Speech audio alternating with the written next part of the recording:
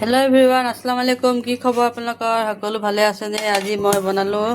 গাজৰৰ কেক এতিয়া মই এনেকৈ উল্টাই দিলো এই সব শিখে পিছে তাৰ পিছত এই এনেকৈ দি কি ধুনীয়া হৈ গ'ল দেখিলে না গাজৰ দি বনালো কি ধুনীয়াকৈ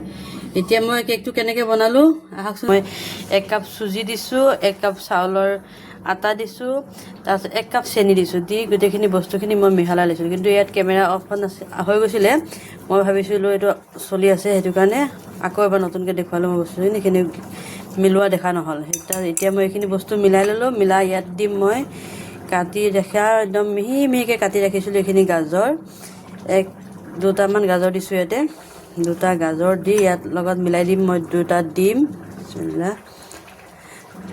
দুটা ইয়াত চেনি যেনিবা আগতে দিছিলো সেইখিনি দেখুৱা নহল কলো মই ন ভিডিওটো সেইটো বাটাৰ আৰু ঘিউ ইয়াত মই মিলাই দিলো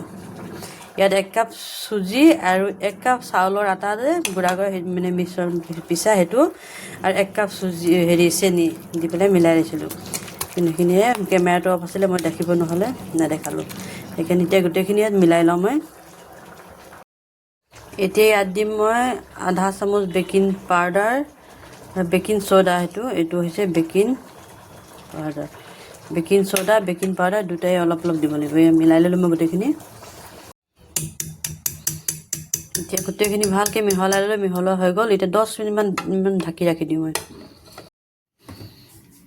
এতিয়া এনেকুৱা কেকৰ হেটো লৈ ললো এটা লৈ পেলাই তাত পেপাৰ পাৰি অকমান ঘিউ লগাই দিছো দি এতিয়া এইখিনি ঢালি দিম এতে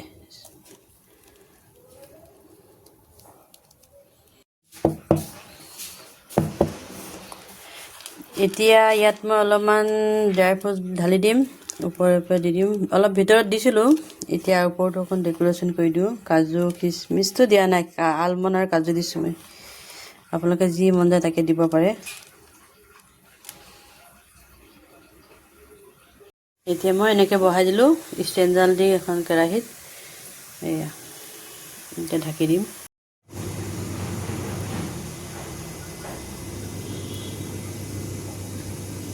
এতিয়া সব কাটি দেখাই দিও ইয়া